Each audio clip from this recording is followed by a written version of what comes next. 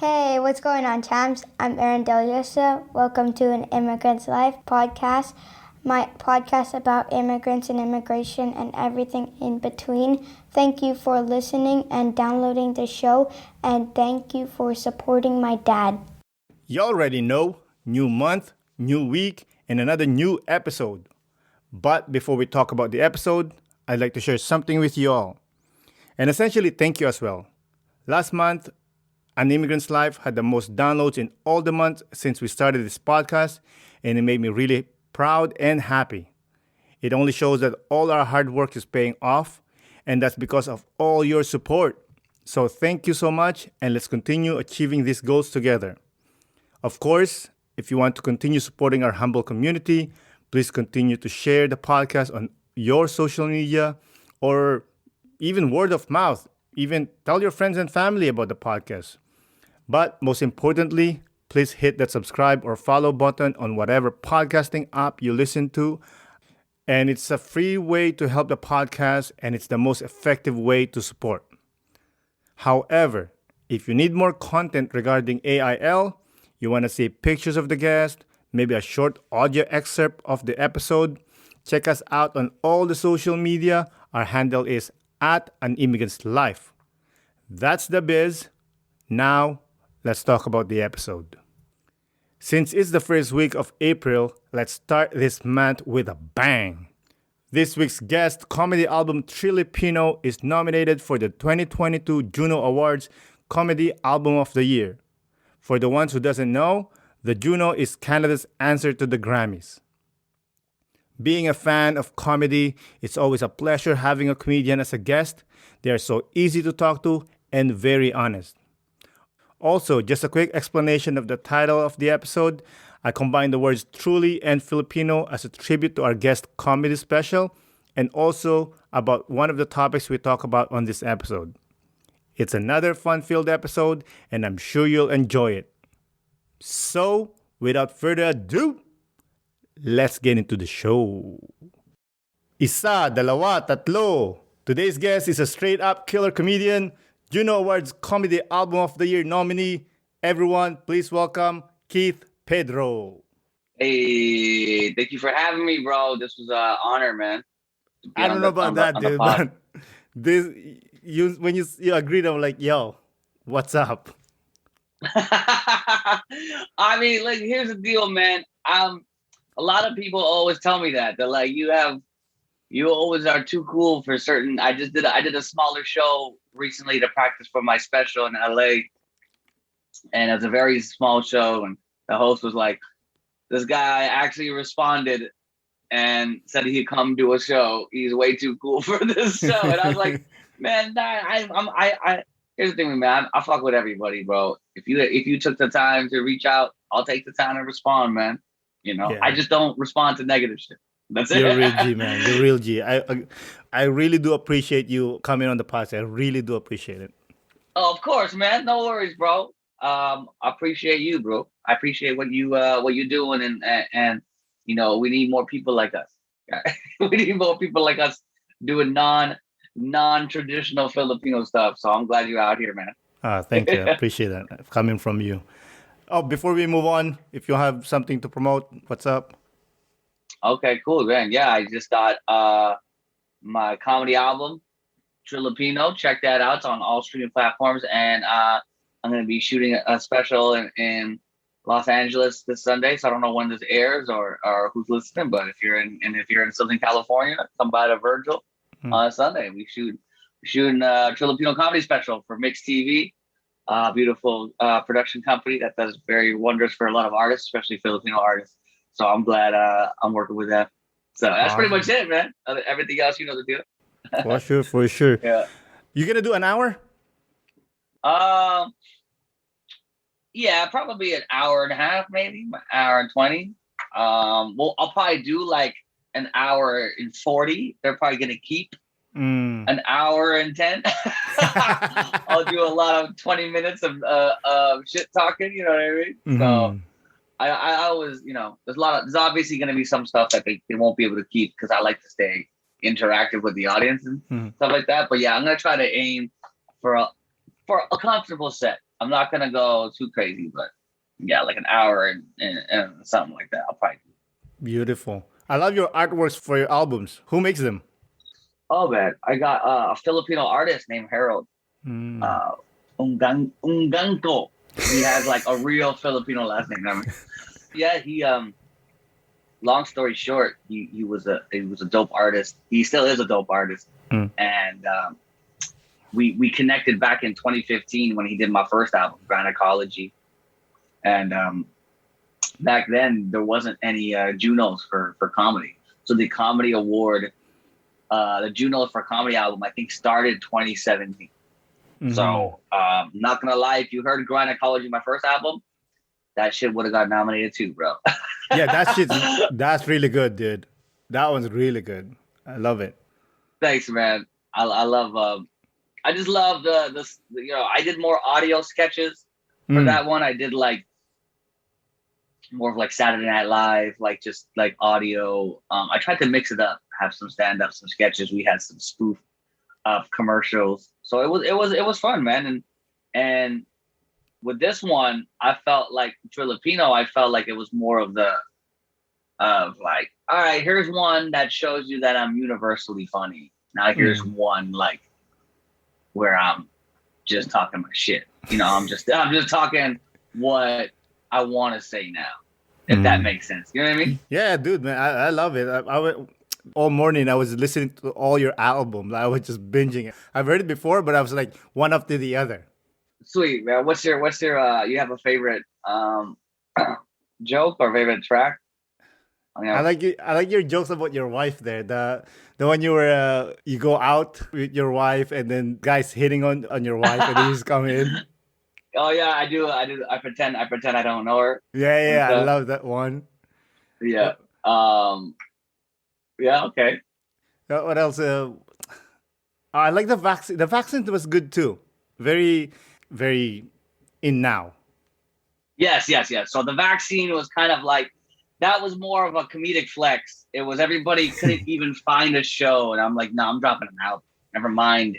You can't even perform. I'll find one place. And I was lucky because we recorded that album in 2020, and that was during the time where it was COVID and it was lockdowns, and then the comedy club Yuck Yucks in downtown Toronto, they had 3 weekends open and then they got shut down. And I was like the second weekend. So the first weekend was kind of slow because people didn't want to come out yet. Second weekend, people were hyped. Third weekend, I think Omicron was coming or something was coming. Another variant was coming, and then it started slowing down. So I really got a good, nice weekend where people were hyped up, and we recorded that vaccine with Comedy Records, and I'm just happy we did it because it was more like a, hey, I have an album waiting, but you're not ready for it now. Oh, let me do another one. Let me do one. I love it. It's like the old school, when they have like this singles. You know what I mean? Yeah. I love it. Yeah, exactly. Also, what I like about the vaccine is the crowd is rowdy. Yeah. Thanks, man. Yeah, thank you for noticing that. Yeah, we had to edit a lot, man. There was one girl was screaming a bunch of more stuff, and like it just showed. If you really listen to that album, it shows what the world was like in 2020 because people were split views and so much things were happening, and people were very strong opinionated on what was happening in the world, and yeah, I love that album because I can show it to my son in like 20 years and be like, this is because I had kids. I had twins in 2019, so I could show it to my younger sons. Congratulations. Be like, this is what happened. Thanks, buddy. This is what happened when you guys were 1 year old. This is what the world was like. The world was going to collapse, so we didn't know if we're going to survive or not. Yeah, exactly, man. Exactly. Quickly, were you born in Canada? Yeah. Born in North York, Ontario. North York. Yeah, North York. That's awesome. Who came first to Canada? I'm not sure. I don't have a close relationship with my pops, but I know my mom came pretty late in life. I think she came when she was, maybe in the early 20s, I do believe. And then I think what my mom told me, I think my dad came when he was like younger, like 16 or something. Typical Filipino mom comes first and then supports the family. Oh wait, no, you were born here. Yeah, no. Well, my tita Lori came first, so she was the older sister, and then she started bringing everybody over. You know, so yeah, my tita Lori was the one that held it down. My tita Lori's it's everybody's tita, everybody's oldest aunt. She's the one that leads the rosary prayer. You know what I mean? She's like the hub. She's the hub, man. She's the hub. If there's a beef going on, she has to, put her 2 cents in and be like, this is nonsense. Or she's my tita Laura is also like, you go to her room, it's not a safe place to sleep because she has all the statues, all the religious statues on the wall. You just scared. You're like, you ever play tag at your cousin's house when you're a little kid, and then you run into the tita's house, tita's room, and then you turn on the light and it's all the dolls. You're like, ah! Hells yeah, man! And don't break one of them, you're fucked. Yo, yeah, you break one of them, game over. And you don't even have to tell her you broke it. She'll know. Oh no! She'll sense it. She'll be like, Dios mío, perdón. Yeah, exactly. So, were you close to the Filipino culture growing up? In terms of, like, here's the thing: when you're Filipino in Canada, when you grow born Filipino in Canada, you have that phase where one phase is like, oh, I want to be white, and then another phase is like, oh, I want to be black, and then it's like you have, you know what I mean? So it's one or the other. So I wasn't really like the closest thing to the Filipino culture to me was when I played basketball in the Filipino League. I played basketball in the Filipino League, and I wasn't a big fan of that experience because Why? It wasn't. I don't know. It felt. I personally, I have this joke that I haven't recorded yet, so you probably haven't heard it, but I talk about the counterproductivity of the Filipinos and the love of basketball, because to me, it brought the Filipino people together, which was a good thing, but it also brought unnecessary competitiveness. A lot of politics was involved in that, and also too, like, if you really think about the finance of a typical Filipino's life, like if you look at a typical Filipino family, they spend thousands of dollars for their kids to play basketball, which have done nothing in the forefront. But if you really look at every Filipino right now that's in the media, it's all through an artistic, creative outlet. Joe Coy with comedy, you got Sweetie, her with music, you got Bruno Mars music, like. Some of them are actors now. You got a lot of actors now that are Filipinos. So you rarely see, the Filipino basketball player. But now you're getting Filipino basketball players with like Jalen Green and Jordan Clarkson. But then again, these are half breed basketball players. You have a problem with halves? I don't have a problem with the halves. I just think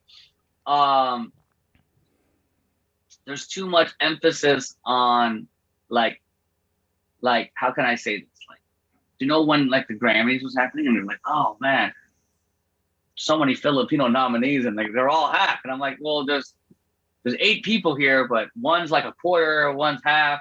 Like, mathematically, there's 2 Filipinos. So there's nothing wrong with it.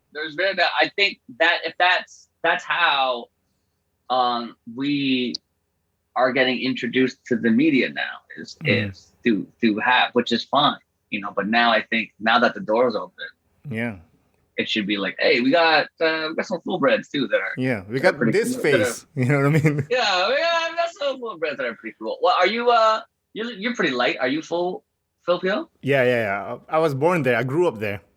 Where'd you grow up? I grew up in Rizal, like 2 hours from Manila. Rizal, yeah. Yeah. Your family's from Urdaneta? My family's from Urdaneta, yeah. my dad grew up in Manila, but he's also my dad was the son of a army dad, so he traveled a lot. So my dad was also according to my mom was also Ilocano. Ilocanos are like the bosses. Like We're also people, very loud. oh yeah, I know. That's funny. I'm Tagalog. There's always been this thing about Tagalogs and Ilocanos. You know what I mean? And I find like a lot of people are like mad at Tagalogs, which we deserve anyway because we're assholes. Because we always have, because as we know, like Tagalog is the main language, right? Yeah. So they created resentment towards Tagalogs, and Tagalogs are like cocky motherfuckers. You know what I mean? Well, it's all about that hierarchy of what happened, right? Historically. So I mean, it's not even. I feel like that's bound to be with anything. For sure. Right? Like even if you go to like other countries, they're always like Italy, like they have a beef with like the Sicilian. You know what I mean? Like there's always some sort of like in culture beefs. Exactly. Like even in like Portugal, like if you're from the mainland versus the island. So there's always that within each country. So but yeah, man, I think that I've been back home and even knowing that like if we were to walk into a place, let's say if we told each other that we both worked at the Philippines airport, you can tell whose position would be what based on the color of our skins. You be working in the front, taking the tickets. I'm gonna be in the back with I noticed when I was even in the Philippines, I was doing these shows in the Philippines. And one guy came up to me and said, "Oh, you're really funny. You're so funny, but you can't be on TV. You're too dark." And I'm like, "Yeah." I go, "Yeah, I know. I've been turning on the TV. I'm like, who are all these Koreans? I hate it on TV."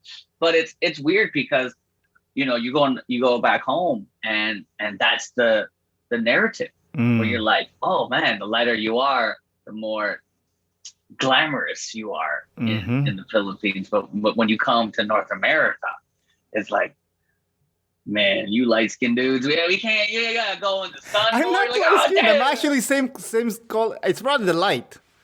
No, it's probably the light, but you know what I mean. Yeah. No, I know. You know what I'm trying to say, but yeah, it's probably because you got like a glorious ring light right now or something. No, I don't have ring light. It's just normal light. Well, that's good lighting, man. Yeah. I don't. What I'm trying to say, man. I'm actually like tan. I'm brown. You know what I mean? Like it is like in the winter we get lighter, and then in the summer we go dark. Yeah. You know what I mean? Winter we become like Korean Chinese, man, and all of a sudden like, bam, summertime for Spanish. All of a sudden, exactly, dude.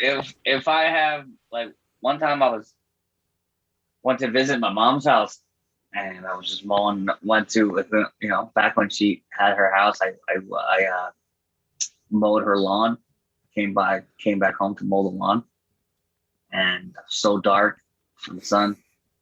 The neighbor was like, "Oh, they hired a Mexican helper." I swear to God, my mom's neighbor called her, like, "Did you hire help? Who's this man?" Were they white, the neighbors? I think the crazy thing is there's a lot of Filipinos on my neighborhood. I think these were they were like Middle Eastern, I think. Was there a lot of Mexican in Toronto or in your area? Not Mexicans. Not Mexicans, man. I don't know. There's not a lot of like Latino community in Toronto is big, but it's not Mexican. Yeah, it's not Central Americans. Yeah, it's a lot of like Colombian, Peruvians, El Salvador. Like just like there's a festival that goes on in Toronto called Salsa in St. Clair, and you rarely see a Mexican flag thrown up. But it's just it's a Latino festival, but it's great. You mentioned that you went back home to perform. Did you perform in like clubs? No.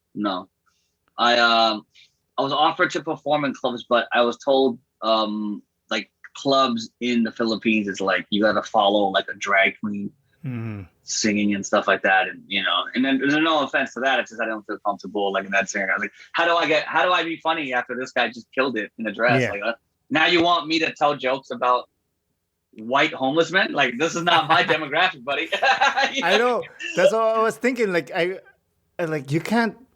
How the style of stand up in North America, bring it to the Philippines, you're gonna bomb, definitely. Oh yeah, I'm not. So what I did was I performed in Boracay.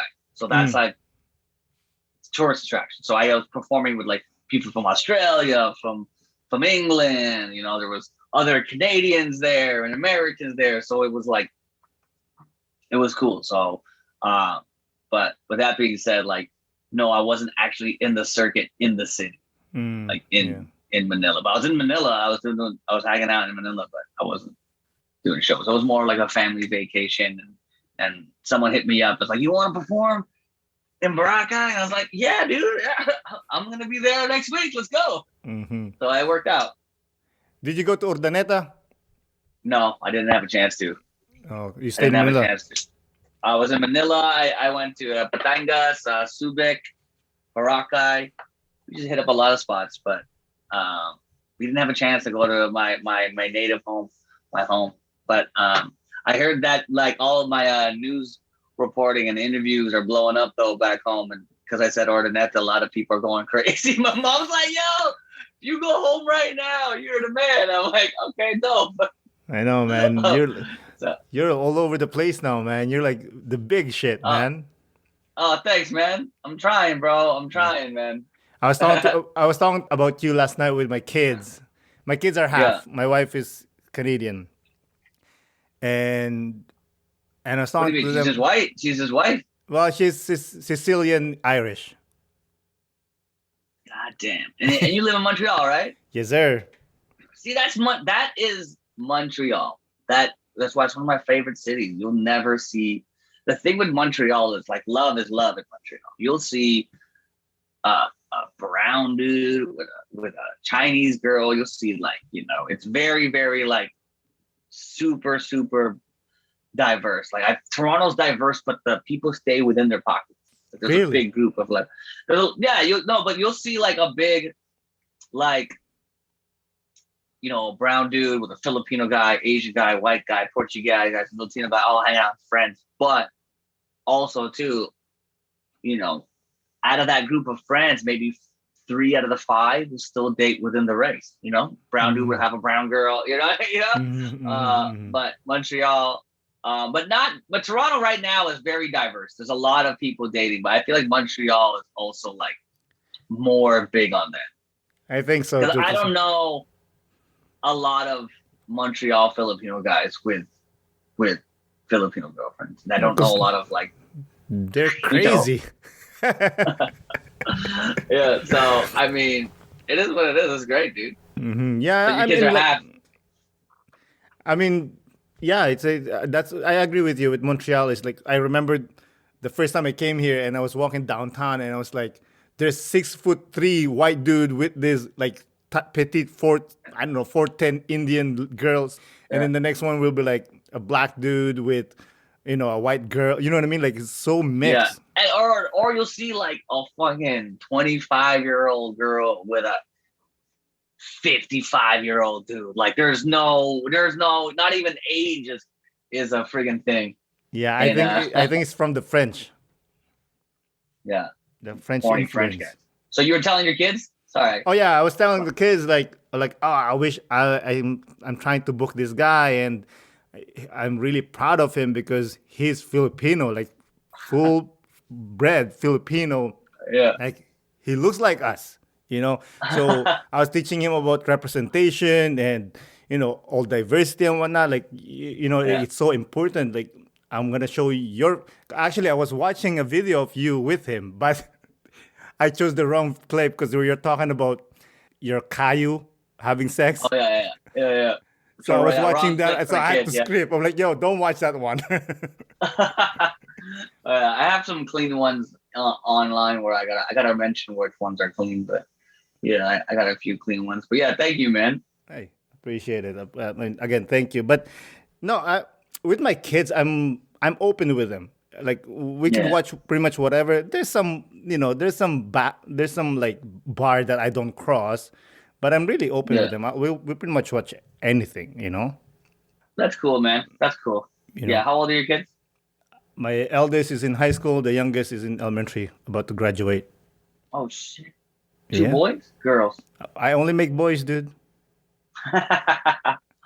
Nice, man. So so do you have like other parents you bring on a podcast and talk about Not the really. stuff? I mean, if I have a guest that is a parent, we'll talk about that. That's one thing actually I Okay. want to talk about with you is, you know, how challenging it's to be a father doing comedy. Oh man, it's the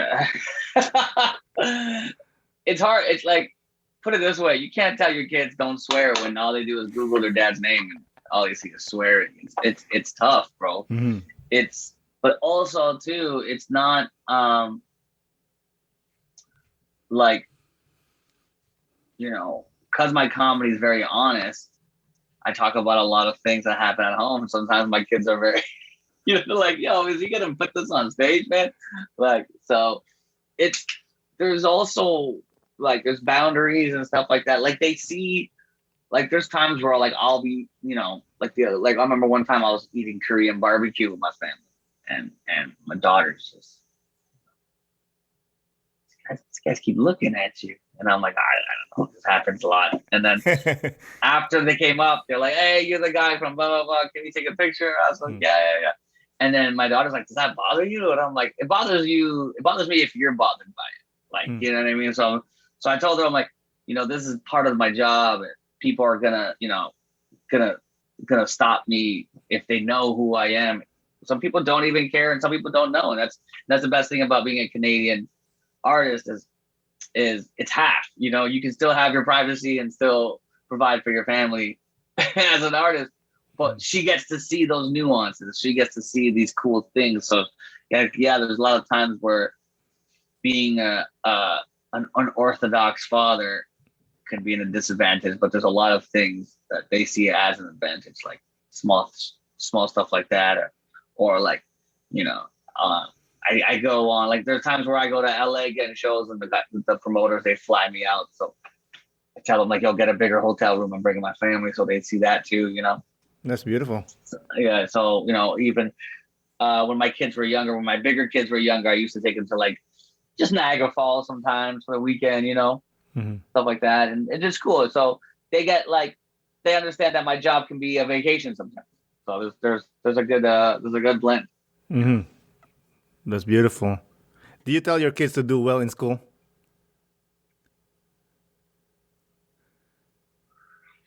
I tell them to do. I tell them to learn the basics, to know the Hmm. basics, to have discipline.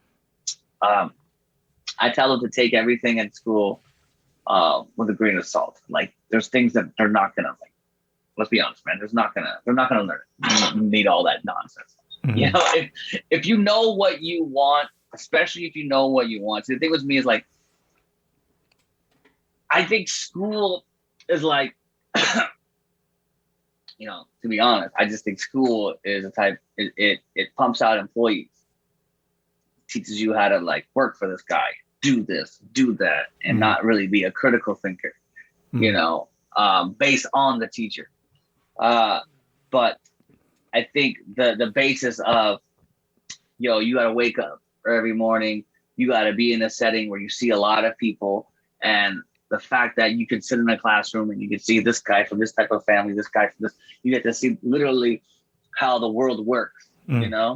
So there's sometimes I'll tell my son, I'm like, yeah, he's probably like that because he doesn't have this at home, or he's probably like that because he has all of this at home. So this is how you deal with these type of people, with these type of privileged people, or underprivileged people, or you learn more about life when you're in an actual school. So that's why even like a lot of kids were going to online school during this pandemic. It's like they're missing out on some of the most important habits Hmm. that school will teach you. School will teach you like, yo, you'll get work.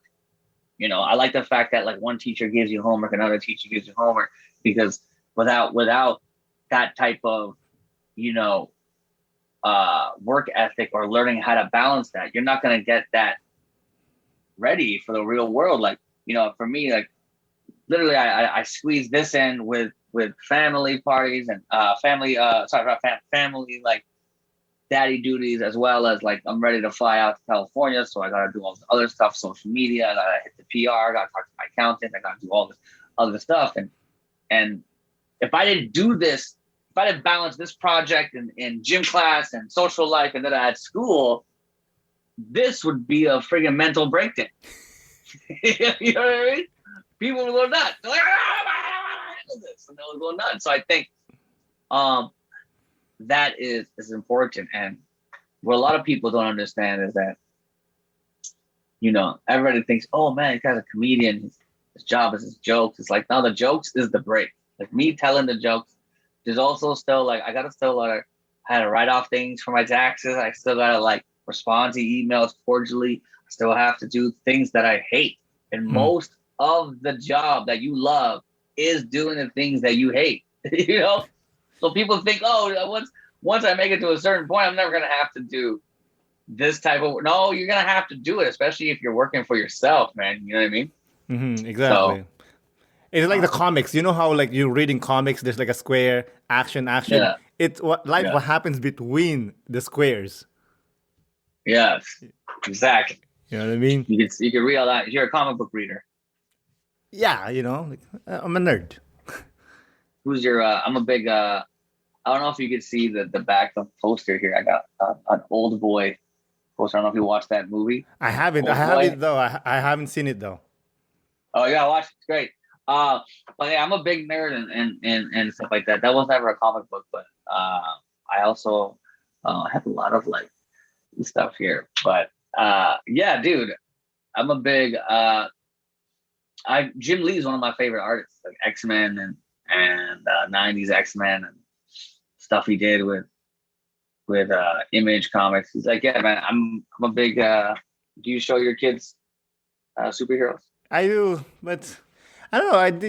It doesn't seem like it interests them, because I have a collection of my comics, and I show it to them. Oh yeah, now they're like in high school and elementary school. Yeah, right now, yeah. My youngest, yes, because he's more of like I find like he's more of the artist, so he likes it. I show it to him. I try to make him read them, but it's like the words are like too advanced for him. Yeah, true. So because I have like I said, collection, but yeah, but not really. What kind of collection do you have? What do you got? Just old ones, dude. Like random. I have DC. I have Marvel. I guess the most important one is Frank Miller when he made The Dark Knight. That's it. That's what I have. Batman? Oh. Yeah, Batman. That's a good one. It's not much, Frank but Miller's great. Yeah, it's great because that was the moment when they decide like, hey, Batman is becoming like cartoony. Let's make him dark again. Yeah, what is that your favorite superhero, Batman? I'd say so, yeah. Because he's a badass, like he doesn't really have superpowers. He just figure out ways. I always like that. And it's dark. I love the darkness. Oh yeah, man. So you know how I feel about Batman, obviously. You heard my album. which I have the on Trulypino I talk about. Oh yeah, I remember. Yeah. What? Like he doesn't have superpowers. He's just rich. He's just rich. That's why I don't think, because here's the thing, like with Batman, I feel like there can never be a black Batman. There can never be a Filipino. It has to be a white rich dude who has this unlimited source of money and resources. Yeah, that makes sense. Like again, like I just like the darkness of Batman because I find like he's the only one. I'm just fucking with you, man. Yeah, no, I know. Like that he's willing to do the dirty jobs because Superman is Superman. Superman's boring. Yeah. I'm a big if you read some of old like Frank Miller too, he fucks with the Punisher. Not really. I don't know why. Man, he's exactly like Batman, but like darker. He's like, no, he has to kill the person. He's like, he doesn't wear a mask because that's the last thing you're gonna see, his face. He's like, I'm gonna kill you, bro. I don't need to wear a mask. I don't need to wear a mask, bro. And I like that. Oh, you know what? I don't like the. It's not I don't like the Punisher. It's just that I felt like I don't know, like this is the boys.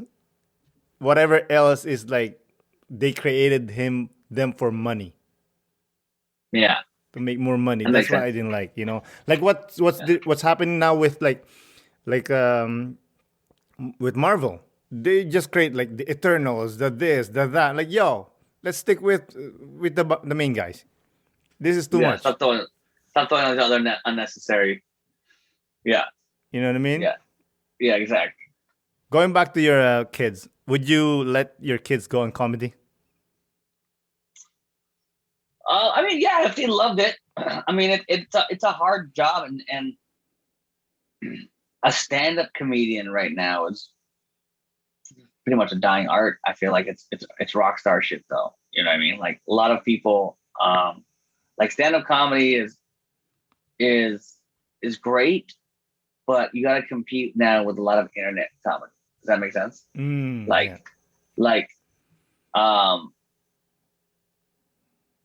Like they call it like comedy rock star shit now. So it's like you can blow up to be a huge rock star style comedian, like doing theaters like Kevin Hart and Joe Coy and stuff like that, and just rocking out arenas. And then, or you can be that road warrior who does smaller rooms, clubs and stuff like that. So it's like this art form is gruesome, man. So it's you gotta watch what you say. You might get canceled. You gotta watch what you post. You gotta watch. You gotta keep coming up with new material. It's not like music where you can do like other people's songs and covers and you do old hits, old goodies. You know what I mean? Like Snoop Dogg could perform Gin and Juice in Las Vegas till the end of time, and people, but you can't. Like if you have I can't do the same jokes over and over and over. No one's gonna, no like person's gonna, I could do that for for new audience, new audience. But if you came and saw me, like if you were like one of my fans, like back in the day, and then you come and see me like 10 years later, I'm like, this guy's got the same shit. Hell no, man. But I completely understand. It's just like we know the joke, we need the surprise. No. It's like the NBA dunk contest. We kind of know the pattern, but show it to us the way you dunk. Yeah, and exactly. And then when they start to miss, you're like, okay, I see the dunk already. Exactly. You mentioned cancel culture. Does it affect your comedy? Yeah, man. It makes things harder to write, but which is good. So I think like it's made. I said the comedian is a dying art because you can't say what you have to say, but it's making the guys who know how to say it smartly will survive long. But at the same time, there is no real smart way of expressing your truth. Like Dave Chappelle spent a whole hour and a half explaining why, the white man still gets more of an advantage than, a gay man or a transgender, and that went, we saw how that ended up. Like, you can't say it any better than that, but it's still not good enough. It's still not, and I'm not saying, I'm against that community or thing. I'm just all for comedy. I'm all for funny first. And I thought that special was very funny, but I also don't agree with, comics who make a living off like trying to be offensive. Like there's comics out there who just go for that. And that's not cool. You know what I mean? It's like, be smarter, man. You're just shock value at this point. Not that because that's their voice. It's just they're going for that controversy. Exactly. They're going for the, it's like clout chasing. It's like, you don't have to do this. You don't have to do this. Exactly. Is Chappelle your main guy? In terms of like a blueprint, yeah, man, I grew up watching Dave Chappelle. Dave Chappelle was like my dude. From his stand-up specials to his like sketch show. I did a show where I produced at the Second City Theater in Toronto back in the day, like 2014. I did this annual show where I would do stand up off the top and then do live sketches and videos, sort of in a Chappelle Show format. So like this guy inspired a lot of people such as myself. He's a dude. I like him. Patrice O'Neill was also one of my favorite comedians. Chris Rock was probably the first. He was like my Eddie Murphy. People were like, "Oh, Eddie Murphy, delirious." Da, da, da. Like, I remember watching those as a kid growing up, but not watching it fully and understanding it as much. You know, to me, Eddie Murphy, I loved him in Coming to America. Like, I was just a different generation for me. Like, not maybe I would say generation, but his art was shown to me differently. As the way I took in Chris Rock and Dave Chappelle. Like, I always knew Eddie Murphy as like, he was Axel Foley to me first. Then, you know, and then I got older and then I already watched Chris Rock and Dave Chappelle, who are fucking, you know, right after, like, they took what Eddie Murphy did. So it's kind of like imagine watching, you know, Zach LaVine dunk and then someone showing you Michael Jordan's dunk off. You're like, well, I get he was good, but have you seen this guy? Free throw line, that's it. You know, so it was like that. Like, I know, you know, Michael Jordan is a classic, but like I know Eddie Murphy is considered one of the best. But when I saw his actual stand-up, it was already too late for me because I've already got so much other stand-up, if that makes sense. Yeah, it makes sense. Like, even like in movies, like if you watch the original Star Wars, you're like, what the fuck is this garbage? Yeah, exactly. Like, yeah, pretty much that. Yeah. You know what I mean? Man. Like, it's great then, it didn't really carry over now. Yeah. But you know what the only movie is? I had this debate on another podcast. Do you know what the only movie is where the first one is actually still the best? Jurassic Park, man. The first one, you can make all these cool new movies and introduce all these, but the first one is still, like, if you watch that one now, the very first one now, you're like, okay, this is pretty sick. I agree. I guess we're talking about like using CGI and all that stuff. Yeah. Yeah, I agree. Jurassic one, especially the new ones, it's just like controlling the dinosaur. I'm like, yo, you cannot control a dinosaur. That's like controlling a goddamn alligator. yeah. And the thing is too is like the way they made the first Jurassic Park, very suspenseful. There was a lot of like, oh shit. Oh. Yeah, they never really showed the T-Rex. Like, you'll see like a claw or the eye, but you don't really see the whole thing until like later. Yeah, and then it was great. And then, that's Spielberg, right? Like, Jaws. Remember Jaws? You don't really see the goddamn.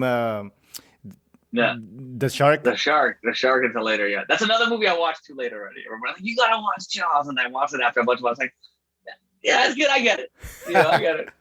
I remember watching that when I was, I'll say about maybe I was 6, maybe 5. We watched it. My dad was like, "Let's watch this shit." All right, okay, we'll watch this. That next weekend, we were going to the beach.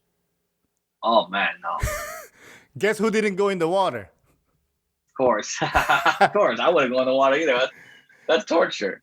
And that's literally torture. Typical Filipino dad he's like, oh, don't be gay. Get in the water. Yeah. Get in the water. It's not that. It's nonsense. I mean, I love my dad. He loves movies. I got my love for movies from him. Is just like when I was 7, he showed me Nightmare on Elm Street. And we talk about it sometime, like, yo, you showed me when I was 7. I was so scared. He's like, oh, don't be gay. And I'm like, it's not about being gay. I was 7.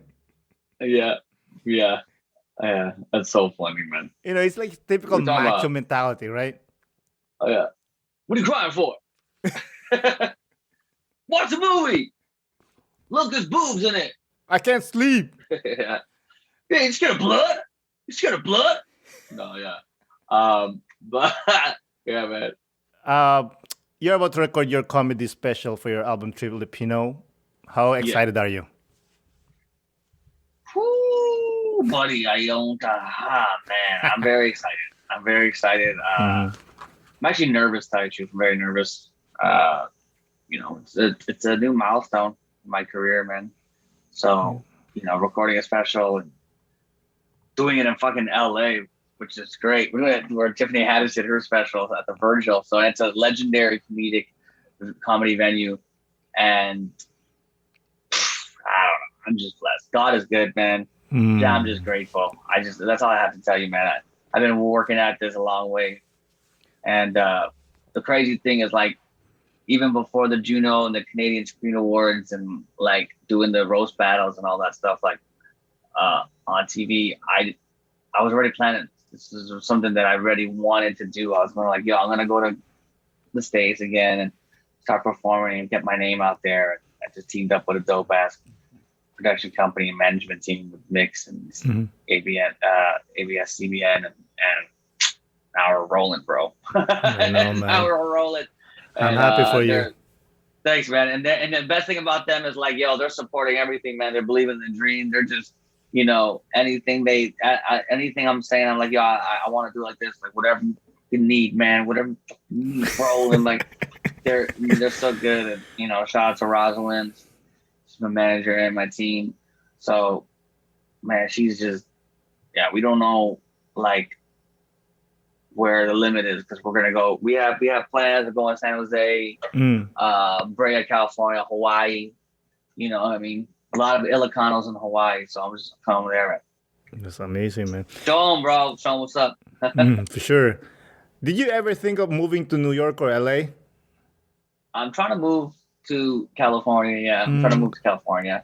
I'm working on my my citizenship to get over there, and hopefully, I love Canada, but Canada is, how it is over here, man. They don't care about you until you get American love, Canada's like the ex-girlfriend that wants you back after someone else grabbed you, especially if it's America. If it's America, she's like, wait, what? Who's this bitch? She's like, you had your chance with me, right? So, I mean, there's a lot of people who've been giving me good opportunities, though. So I'm not gonna say Canada wasn't here helping me out. No, like a lot of people, Just for Laughs, Bell Media, CBC Radio, CBC. There's a lot of people who did, who's been supporting me and loving my shit. So that's good. It's funny because Montreal is like the mecca for comedy. Of course, but you have to go to LA and New York to blow up. You know what I mean? Yeah. Well, see, with Montreal, I noticed with Montreal, you guys have the festival. So when you have the festival, I noticed, like, with Montreal, it was like you guys get spoiled. You know what I mean? You get the best comedians coming out doing all their dope shit, and then they leave, and then you are forced to watch these guys try to make it. And you're like, really? I just watched. You know what I mean? I just watched, like, Bill Burr or Kevin Hart for, an hour, and now I gotta watch you. But personally, I like that because it's like, getting into the mixtape, like before that person blows up or whoever that person is, I'm there. I could say, like, I've been listening to him since, like, I don't know, like the first album. Yeah. So it doesn't, like, for me, like, comedy is comedy, Yeah. Like, if it's good, it's good. I don't care the name. Yeah, it's true. Yeah, man. What's your opinion about comedians publishing their specials on YouTube? It's tough, man. I mean, you got to get it the way you got to get it. I mean, if you notice, it's like a lot of the straight white guys that are doing that. It's hard right now for a straight white guy. Like, that's where you got to do your special. There's a guy named Mark Norman. Have you heard of Mark Norman? Hells yeah, I'm a big fan. Oh yeah, so he's the thing with here's the thing. I love Mark Norman, man. I love he's like the new Seinfeld. But for me, like, I felt like for me, I can't handle that pace for an hour. I mean, But I'm also like ADHD, and I'm also a comedian myself. I love the guy. He's freaking amazing. And there's just so much cool guys dropping shit on YouTube. And I mean, like, if that's the way you gotta get it, bro, then get it. I'm not gonna hate on anybody or criticize anybody for trying to do what they need to do to get it. I mean, I'm not in their position, I'm not in their situation, so I don't know how that is. And with me, like, I'm with a production company that I feel really believes in me. So when I'm gonna drop this, you know, they got really good a relationship with Amazon, and who knows where we can get it. So I just want to shoot something where, to me, I want to shoot something where, like, you know, I feel like I got a dope product, and I'm not trying to give that shit away for free. You know, I'm not trying to. It's like it's like when the Joker comes in The Dark Knight. He goes, "When you're good at something, don't do it for free." So I mean, if whoever buys a special, however they want to take it, you know, is how we're gonna take it. So I'm not in those people's situation, and I totally understand what they're doing. The only reason why I'm doing it this way is because, you know, I have this team that believes in me, and I think working with a production company is more beneficial on my end. So, but a lot of guys get it on YouTube, man. And look, Mark, you're a big fan of Mark Norman. Like, I'm pretty sure if this dude pulled up in Montreal, he'll sell out. Yeah. You know, he'll fill the place up and sell the hell out. So good for him, man. And he knew that's the format nowadays. Drop something for free, and then when you come see me, there's a fee. You know? Yeah, exactly. But I mean, of course, when he started, he got, well, not when before he blew up, Seinfeld kind of like knighted him. You know what I mean? Yeah. Like, yeah, he gave him the cosign. Exactly. This guy's gonna be like, the this next is the guy. You know? Yeah. And then, of course, he got connected to the Rogan people, and that was it. Yeah. And then it's game over. Yeah. Exactly. Game over from there. Recording a special. Mm-hmm. I imagine it's bittersweet since you're finally, quote unquote, resting your jokes. Do you miss your old jokes? Ooh, that's a good question. Do I miss my old jokes? I don't ask that. That's a really good question. I do, but I don't. There's so much fun in doing new jokes and watching it pop, but then there's also a really good satisfaction when, you know, someone talks about something old. Like, I have an old joke where I talk about the millennial world war. Like, if we went to war right now, if there was a draft, and it was very old. It was like, I love this bit, bro. I love this one. Oh, thanks, man. And it's old, man. To me, it's old because I've been working on it since like maybe 2016, 2015. And that joke goes long. I talk about, if you really, when I first started, I was talking about how, like, the real world's not going to be fought by soldiers. It's going to be fought on drones. So only ones who are really getting drafted are these virgins, these 38-year-old virgins who are living in their mom's basement. And it's like, they're not even having their name. Like, where's Private Ryan? He's like, Sarge, call me by my gamer tag, Trill Dick 69 or something. Like, you know what I mean? Like, something stupid. So I had so much more to that joke, and I even like how, like, the dietary preference, like, everybody has all these dietary preference. I'm like, even if we were hiding in a base, they would find us because they'll just look for that one spot in the desert that's getting all these random deliveries of kale, quinoa, and soy the milk. Avocado you mentioned. The avocado, yeah. So the joke went long. The joke went hella long, and I think and for the special, that's what I'm gonna do. For those who haven't heard the longer form of these jokes, that's, you know, I can't wait. That's what I'm doing. So, but do I miss the older jokes? But certain jokes like that, like now I talk about that with Ukraine. So now it's not even an old joke anymore. It's still relevant. It is, actually. So, yeah. So now there's things like that that can reoccur into a full circle. But in terms of other older like ones I can't even touch no more, man. Like, I love just bringing them in my back pocket and be like, oh, you forgot about this one. Once in a while, Once in a while, yeah. But Hey, I'm listen, gonna bring out a Seinfeld few. did a special with his old jokes. Was it good? I didn't watch it. Was it good? I mean, it's their old jokes. You know what I mean? Yeah. Yeah. They're good jokes, but you know the punchline. Oh yeah, you know what's coming. You know it's coming. I think the only comedian that could do that would be Dice Clay, I guess. Yeah. Sure. You know, with his rhymes. Yeah. You know what I mean? He's the only guy. He's the only guy that does it like a rock star. He's the only comedian who could say his jokes and then put the mic to the crowd, and everybody will finish his jokes for him. Exactly. You know, I noticed you rock star don't do ethnic jokes. Is that by design? In terms of what do you mean? You don't really lean on the Filipino accent or anything like that. You know? Oh, okay. Because when you talk about ethnic jokes, I'm like, I shit on white people a lot. I don't know if you know this. Oh no, that I know. No, maybe not white people, white privilege. I know the difference. But I think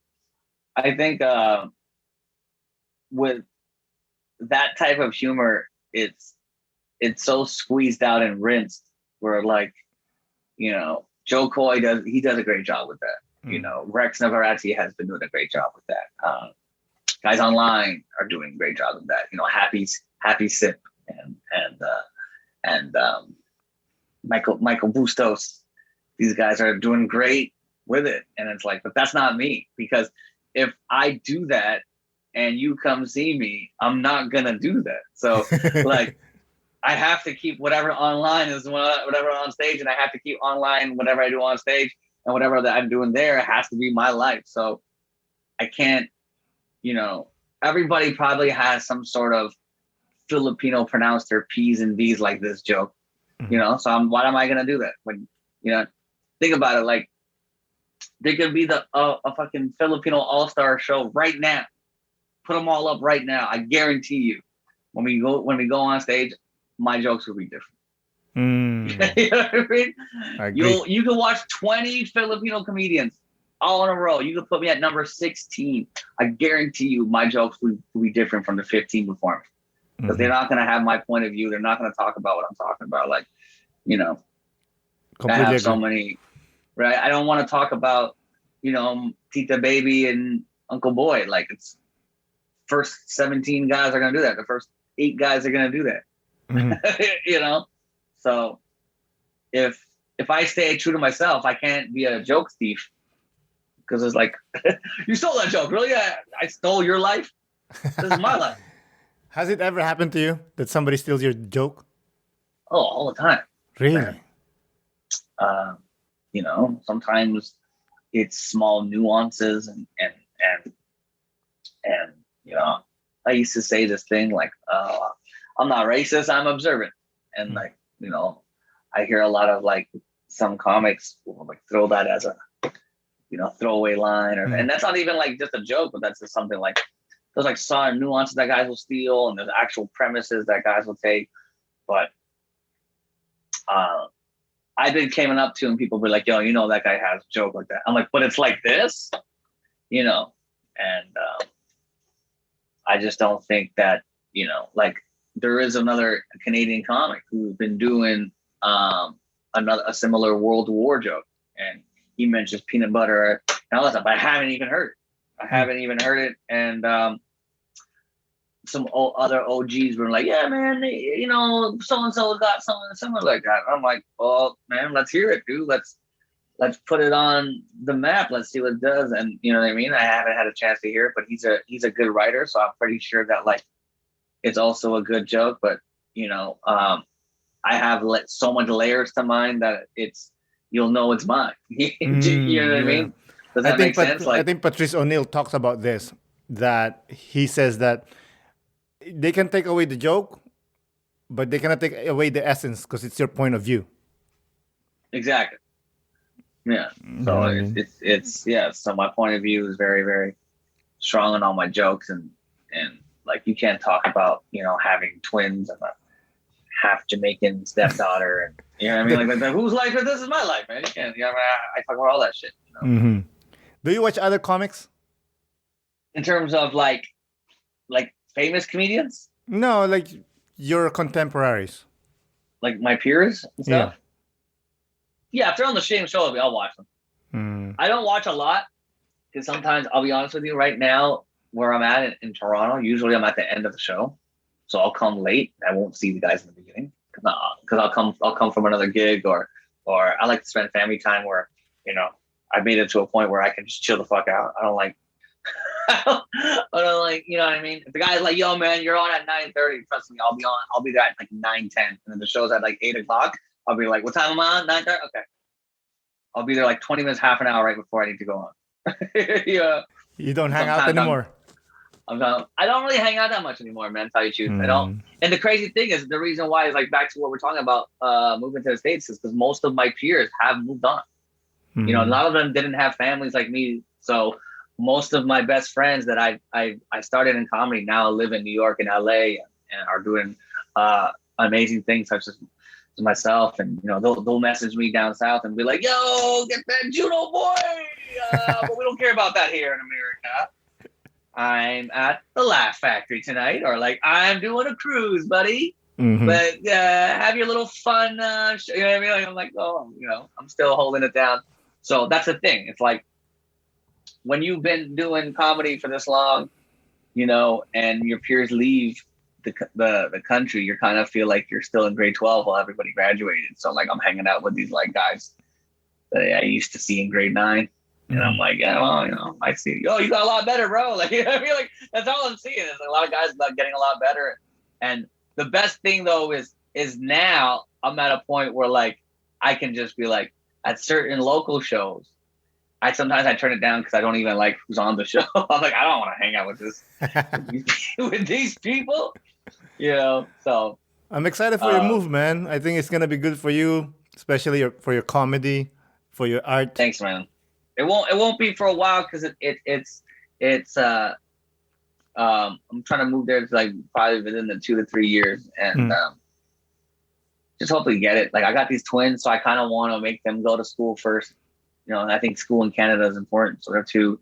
So maybe like around 1st, 2nd grade, get up and move, man. But I'm still going to be going back and forth to the States. So that's the plan. Just keep coming back and forth. My original move is I just came back from Vegas. And I think I want to just go there first. Move to Vegas first because, man, it's fun over there. For sure, man. Hey, listen, I don't want to take too much time of you and your family. I really do appreciate you coming on, dude. Of course, bro. Yo, anytime, man. Appreciate, the support and, the fact that you look like me and you're doing your thing. And you know what I mean? You get half-breed kids spreading that Filipino seeds, buddy. Do what you gotta do, dog.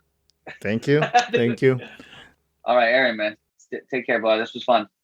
My man. Peace. Peace. Thank you again, Keith, for coming on the podcast. I really do appreciate it. Thank you, listeners, for listening. This is Aaron Deliosa for An Immigrant's Life. I'll see you guys later.